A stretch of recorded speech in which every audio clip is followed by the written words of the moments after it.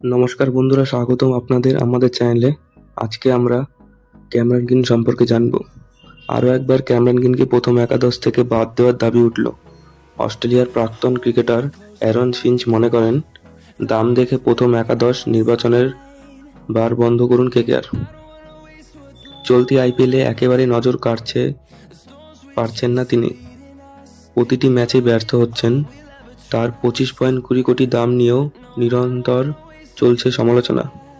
চলতি আইপিএলে 5টি ম্যাচে 4টিতেই হেরেছেন কেকেআর। 20টিতে ভেস্তে যাওয়ার ম্যাচ থেকে একটি পয়েন্ট জুটেছে তাদের।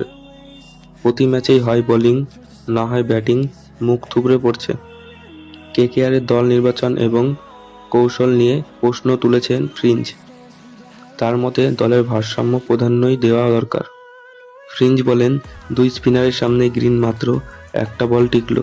স্পিনারদের সামনে ব্যাট করতে নামা ওর কাছে দুঃস্বপ্নের মতো, বিশেষ করে রান চেজের সময়। মনে হয় না দাম দেখে কাউকে দলে নেওয়া উচিত।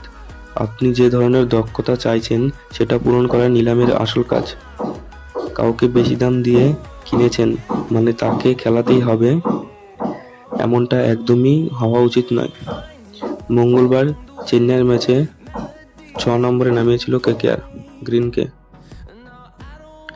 এত নিচে নামার জন্য অজিঙ্ক্য রাহানেকে তুলোধনা করেছেন ফ্রিঞ্চ। তার কথায়, ও নিজের অপছন্দের জায়গায় খেলেছে। ওর জায়গা সবসময় টপ অর্ডারে হওয়া উচিত।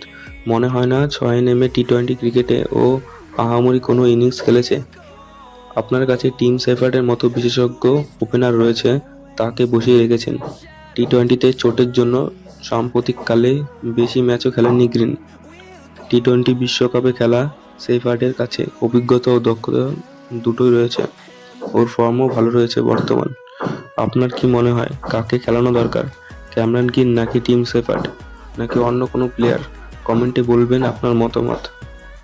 আর আইপিএল আর ক্রিকেটে বিভিন্ন নিউজ বাংলা ভাষাতে দেখার জন্য চ্যানেলটি সাবস্ক্রাইব করতে ভুলবেন না। ভিডিওটি ভালো লাগলে লাইক, কমেন্ট আর বন্ধুদের সাথে শেয়ার করুন। আর আপনার মতামত কমেন্টে অবশ্যই জানান। ধন্যবাদ।